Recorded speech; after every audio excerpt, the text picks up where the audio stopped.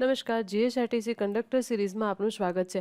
આજે આપણે GSRTC conductor માટે નિગમને લગતી માહિતી ભાગ 4 છે એના વિશે આપણે વાત કરીશું। અગાઉના આપણે 3 વિડિયો લેક્ચર છે જોઈ ચૂક્યા છીએ। હવે આજના લેક્ચરની અંદર જીએસઆરટીસીને મળેલા એવોર્ડ, જીએસઆરટીસીની પાર્સલ સેવા અને ત્યારબાદ આપણે આ બંને ટોપિકના પરીક્ષાલક્ષી મહત્વ મુદ્દા છે એમની વાત કરીશું। તો વિડીયોમાં મારી સાથે એન્ડ સુધી બન્યા રહેજો। તો હવે વિદ્યાર્થી મિત્રો, તમારે ખરેખર કંડક્ટર બનવું જ છે ને?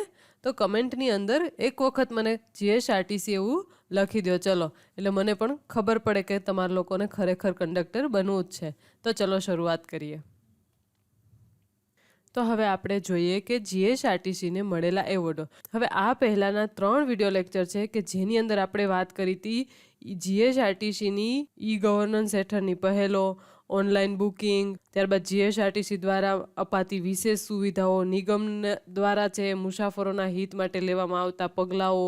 હવે આપણે વાત કરીએ જીએસઆરટીસીને મળેલા એવોર્ડ। તો હવે આ જીએસઆરટીસી છે એને અલગ અલગ ક્ષેત્રની અંદર અલગ અલગ પ્રકારના એવોર્ડ છે એ મળ્યા છે। જેમ કે પ્રદર્શન ક્ષેત્રની અંદર પ્રદર્શન પુરસ્કાર, પછી સલામતી પુરસ્કાર, પછી ત્યારબાદ ટેકનોલોજી ક્ષેત્રે પુરસ્કાર, પછી ઈંધણ કાર્યક્ષમતા ક્ષેત્રે પણ પુરસ્કાર મળેલો છે જીએસઆરટીસીને। ત્યારબાદ પુરસ્કાર, આ બધા જેટલા પુરસ્કાર મળ્યા છે ને એમના મુખ્ય કારણો શું છે અને એમનું માળખું અને એમના કયા કયા વર્ષની અંદર કયો કયો પુરસ્કાર મળ્યો છે ને એ બધું આપણે આ વિડિયો લેક્ચરની અંદર છે ડિટેલમાં ચર્ચા કરીશું।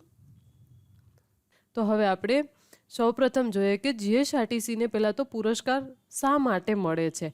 તો કોઈ પણ વ્યક્તિ, આ તો જીએસઆરટીસીની વાત કરીએ, યા તો કોઈ પણ ક્ષેત્રે પુરસ્કાર શું કામે મળે છે? તો પહેલાં આવશે ઉત્કૃષ્ટ કારીગરી, કે જેને મુસાફરોને સલામત અને સમયસર રીતે સેવા પૂરી પાડવા બદલ છે જીએસઆરટીસીને પુરસ્કાર મળે છે। ત્યારબાદ નવીનતા, કે અત્યારે ટેકનોલોજીના યુગની અંદર એ ડિજિટલ સેવા અને ટેકનોલોજી સેવાઓનો પોતાના કાર્યક્ષેત્રની અંદર સફળતાપૂર્વક છે અમલ કરવા બદલ છે એમને પુરસ્કાર મળેલો છે। પછી કાર્યક્ષમતા, કે ઓછામાં ઓછા ખર્ચે અને બળતણ બચત સાથે ઉત્તમ સેવા આપવા બદલ। ત્યારબાદ સામાજિક યોગદાન, કે જેમ કે દિવ્યાંગો, વિદ્યાર્થીઓ અને વરિષ્ઠ નાગરિકો માટે છે એ કલ્યાણકારી યોજનાઓ લઈ આવે છે, એમના માટે પણ એ જીએસઆરટીસી છે એમને એવોર્ડ મળેલા છે। ત્યારબાદ વાત કરીએ કે પર્યાવરણીય જવાબદારી, કે ગ્રીન અને ટકાઉ પરિવહનનો જે છે એ પ્રોત્સાહન આપવા બદલ પણ જીએસઆરટીસીને ઘણા બધા એવોર્ડ છે એ મળેલા છે। હવે આ બધા વિશે આપણે 1 બાય 1 છે ડિટેલની અંદર વાત કરતા જઈએ। હવે આપણે વાત કરીએ કે આ સાઈડ છે પુરસ્કારનો પ્રકાર અને એક બાજુ છે એ કયા ક્ષેત્રની અંદર મળ્યો છે। તો હવે પહેલો પ્રકાર છે કે રાષ્ટ્રીય બચત બળતણ પુરસ્કાર। તો એ છે કયા ક્ષેત્રની અંદર મળ્યો હતો? કે ડીઝલ કાર્યક્ષમતા। હવે અહીંયા શું લખ્યું છે? KMPL। તો હવે KMPLનું ફૂલ ફોર્મ શું થશે? તો કે કિલોમીટર પર લીટર, કે ઓછા ડીઝલની અંદર છે એ વધુ કિલોમીટર ચાલે એ ક્ષેત્રની અંદર પણ એમને રાષ્ટ્રીય બચત બળતણ પુરસ્કાર છે એમને મળ્યો હતો। ત્યારબાદ માર્ગ સલામતી પુરસ્કાર, કે અકસ્માત રહિત સેવા અને સલામતી આપવા ક્ષેત્રે। પછી ત્યારબાદ ડિજિટલ અને નવીનતા પુરસ્કાર, કે ઈ ગવર્નન્સ અને ટેકનોલોજીનો ઉપયોગ કરી અને ડિજિટલ અને નવીનતા છે એ પોતાના ક્ષેત્રની અંદર એ લઈ આવે છે। અને ત્યારબાદ ગ્રીન ટ્રાન્સપોર્ટ પુરસ્કાર, કે પર્યાવરણને અનુકૂળ અને પરિવહન છે એ પૂરું પાડે છે। પછી શ્રેષ્ઠ સંચાલન પુરસ્કાર, કે સંસ્થાકીય કાર્યક્ષમતા અને સેવાની ગુણવત્તા ક્ષેત્રે એમને પુરસ્કાર મળે છે। ત્યારબાદ છેલ્લે સ્ટાફ સન્માન, કે વ્યક્તિગત છે જીએસઆરટીસી છે વ્યક્તિગત રીતે ડ્રાઈવર અને કંડક્ટરની જે કંઈ કામગીરી છે ને એમને લઈ અને અંદરો અંદર છે પોતાના સ્ટાફનું છે એ સન્માન કરે છે અને એ ક્ષેત્રે પણ એમને રાષ્ટ્રીય સ્તરે છે એ એવોર્ડ મળેલો છે। હવે વાત કરીએ કે બળતણ કાર્યક્ષમતા અને ઉત્પાદકતા માટેના પુરસ્કારો, કે જીએસઆરટીસીએ એમની સ્થાપનાના શરૂઆતના વર્ષથી, હવે અહીંયા આપણે એક શબ્દ આવ્યો કે સ્થાપના, જીએસઆરટીસીની સ્થાપના કયા વર્ષમાં થઈ હતી? કે જ્યારે છે ગુજરાત છે એ મહારાષ્ટ્રમાંથી સ્વતંત્ર થયું હતું। કઈ ડેટ હતી તમને ખ્યાલ છે? તો કે 1 મે 1960ના રોજ છે મહારાષ્ટ્રથી અલગ થાય છે અને ત્યારે જ છે જીએસઆરટીસીની પણ સ્થાપના થાય છે। જે દિવસે અલગ થાય છે એ દિવસે જીએસઆરટીસી પણ પોતે અલગ થઈ જાય છે અને એમની સ્થાપના થાય છે। અને પછીથી છે એ જીએસઆરટીસી છે એ બળતણ અને બચત ઉત્પાદકતામાં ઉત્કૃષ્ટ દેખાવ અને કાર્યો અને તેમને સતત રાષ્ટ્રીય સ્તરે છે એ સન્માનિત કરવામાં આવ્યું છે. અને ત્યારબાદ આપણે વાત કરીએ તો કે જીએસઆરટીસીની જે સત્તાવાર વેબસાઇટ છે, ચલો હવે વેબસાઇટ કઈ છે એ મને કમેન્ટ સેક્શનની અંદર કહો. હવે એ વેબસાઇટ છે ને એની અંદર શું દર્શાવવામાં આવ્યું કે નિગમ છે એ ડીઝલ મતલબ કે કિલોમીટર પર લીટર માં સૌથી વધુ સુધારો અને ઉપલબ્ધિ માટે અનેક વર્ષો સુધી રાષ્ટ્રીય પુરસ્કાર છે એ કોને મળ્યા છે? જીએસઆરટીસીને. બરાબર છે. ત્યારબાદ આપણે બીજા એવોર્ડની વાત કરીએ કે માર્ગ સલામતી પુરસ્કાર 2023. હવે આપને આ ખબર જ હશે કે એક માણસ કે જેનું નામ છે પીરુભાઈ મીર. હવે આ માણસ છે એ ખૂબ જ ફેમસ થયા હતા. શું કામે? કેમ કે એને છે રાષ્ટ્રપતિ દ્રૌપદી મુર્મુ દ્વારા છે એમને એવોર્ડ પ્રાપ્ત થયો હતો. કયો એવોર્ડ? રાષ્ટ્રીય માર્ગ સલામતી પુરસ્કાર એવોર્ડ 2023ની અંદર છે એ પીરુભાઈ મીરને રાષ્ટ્રપતિ દ્રૌપદી મુર્મુ દ્વારા છે એ એવોર્ડ મળ્યો હતો. અને કઈ તારીખ હતી એ દિવસે? તો કે 18 એપ્રિલ 2023. હવે પુરસ્કાર મળ્યો છે તો એમની પાછળનું કારણ શું છે?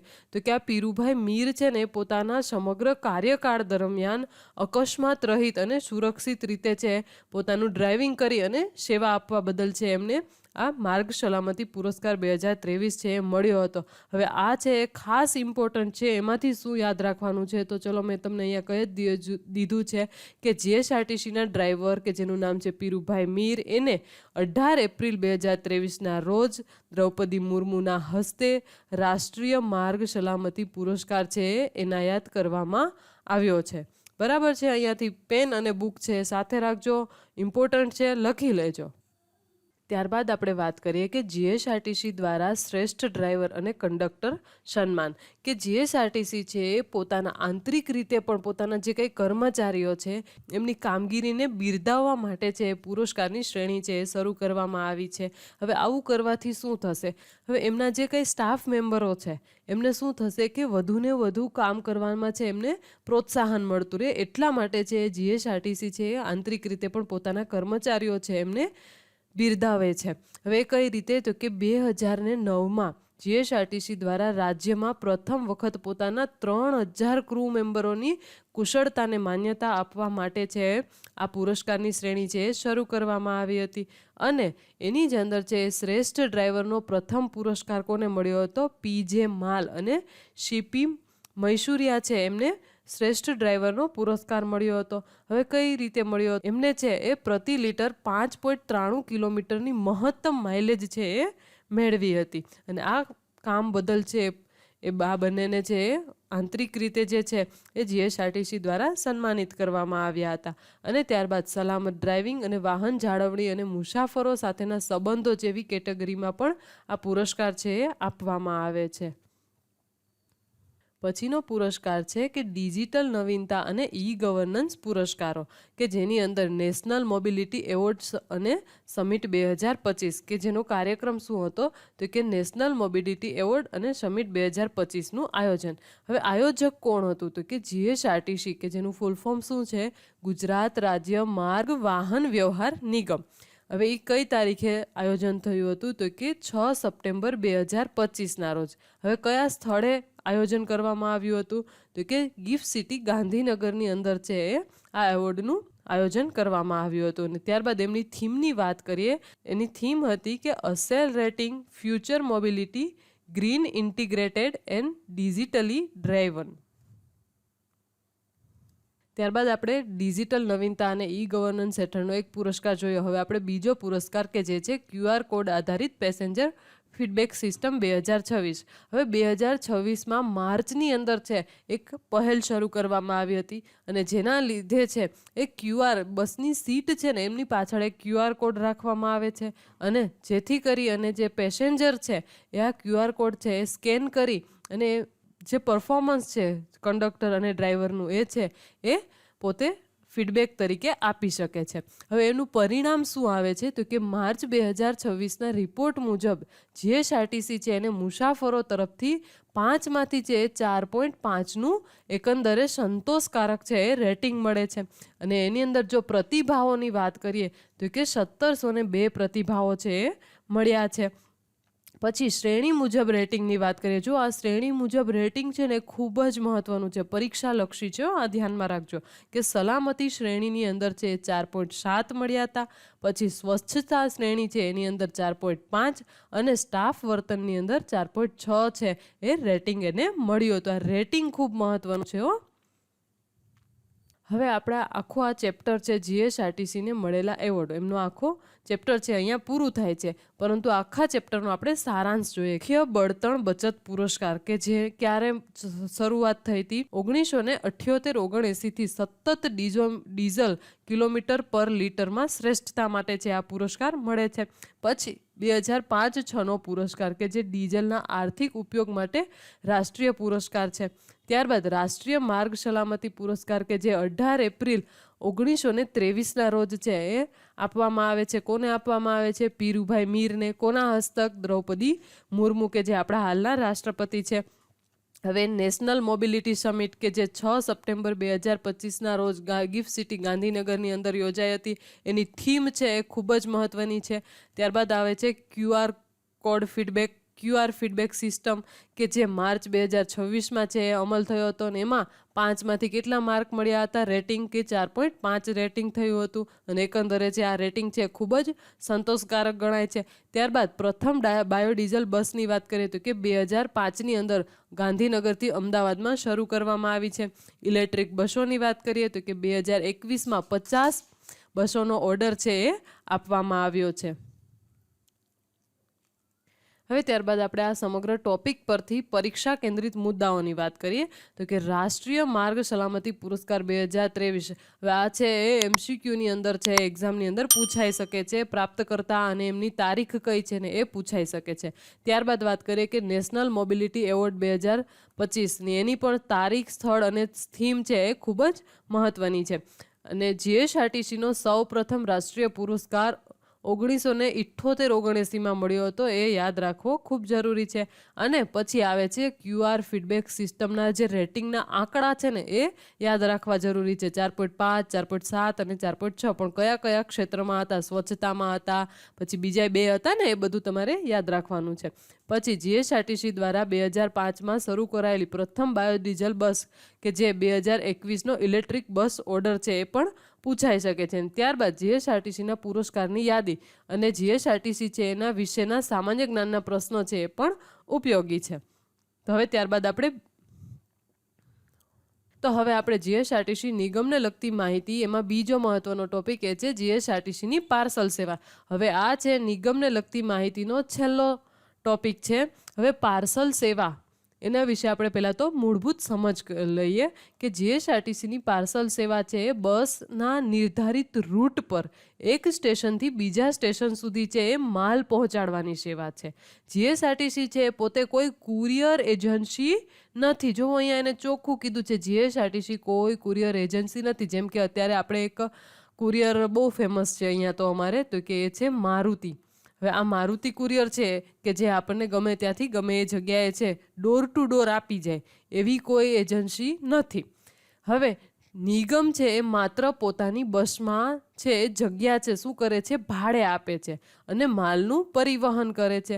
પરંતુ ઘરેથી ઘરે મતલબ કે ડોર ટુ ડોર ડિલિવરી સેવા પૂરી પાડતી નથી. હવે પાર્સલ સેવા મતલબ કે આ આપણે સપોઝ કે આ આપણી બસ છે.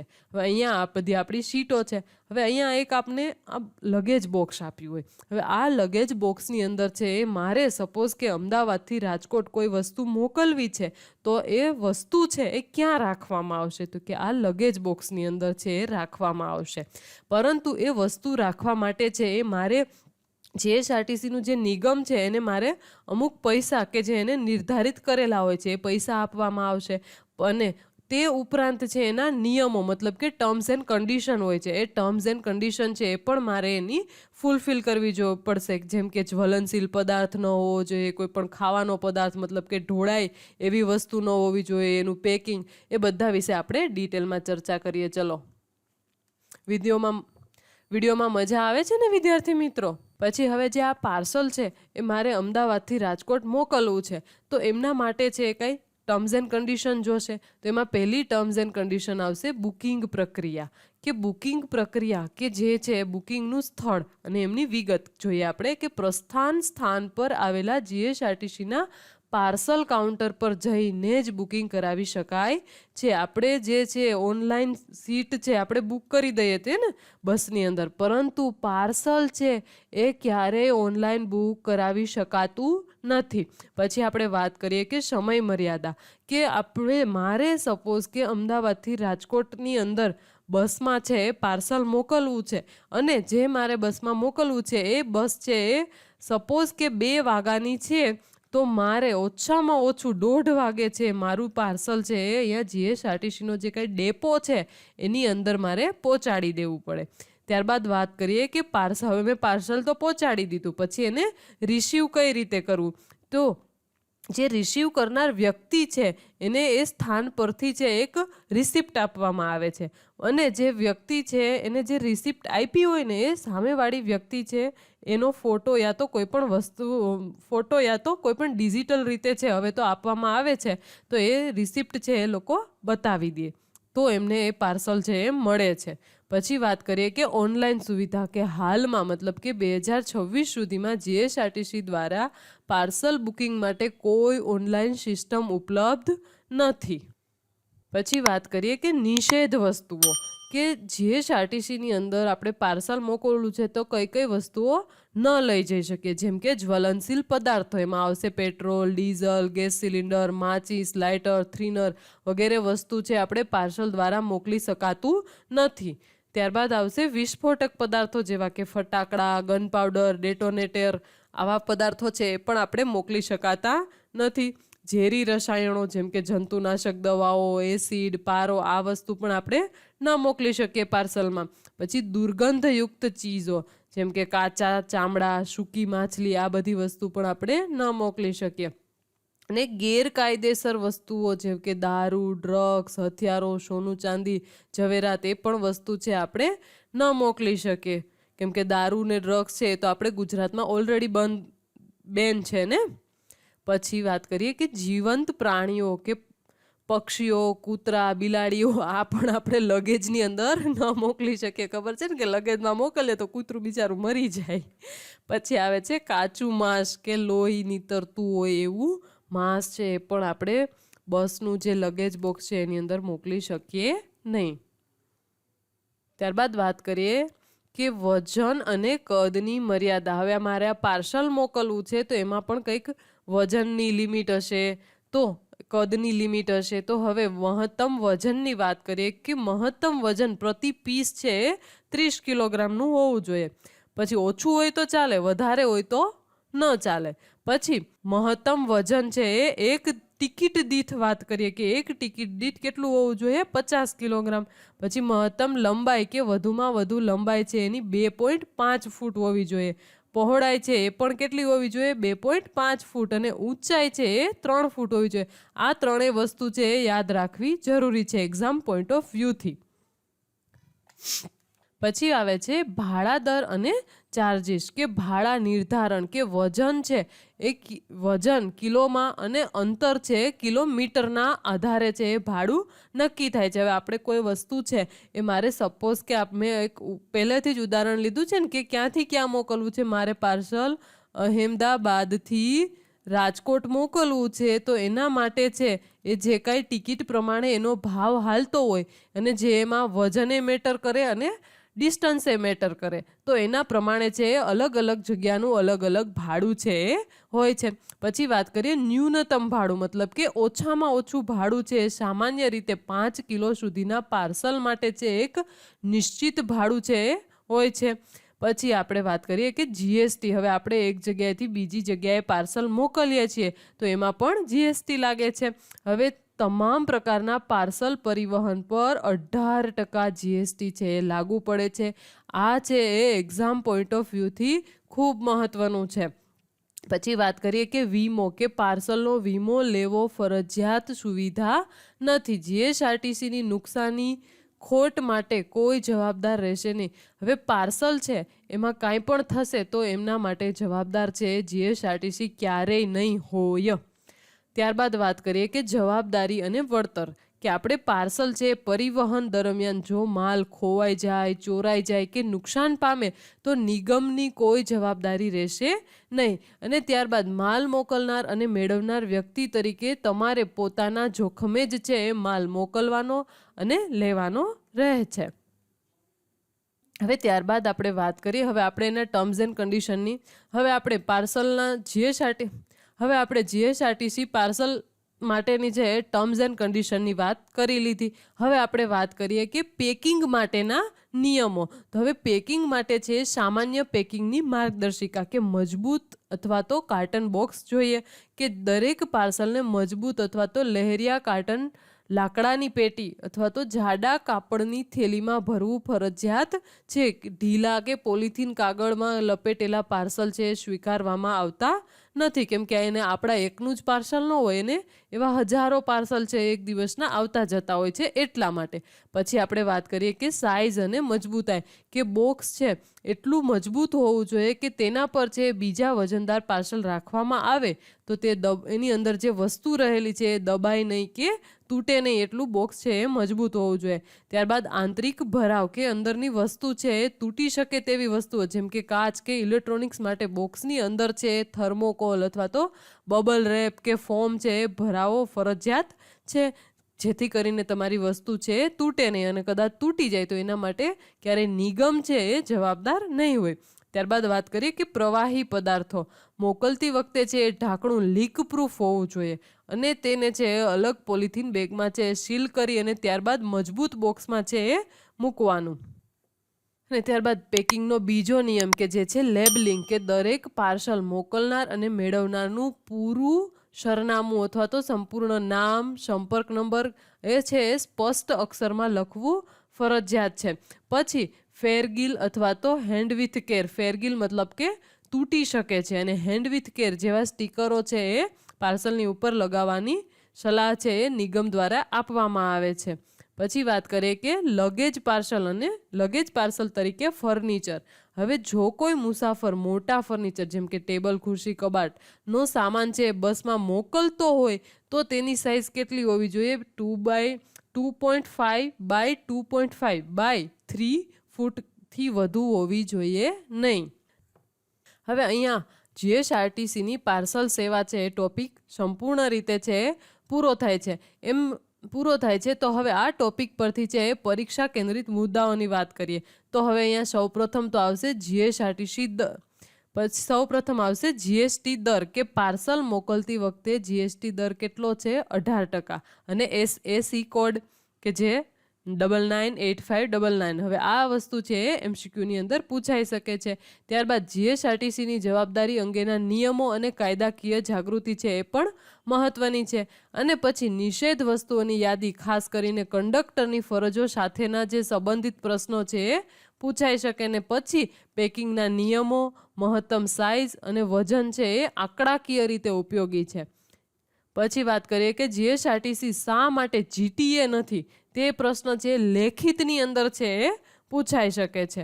વિડીયો કેવો લાગ્યો એ કમેન્ટમાં જરૂર બતાવજો. આવનાર વિડીયો ક્યાં ટોપિક પર જોઈ છે એ તો જરૂર લખજો જ.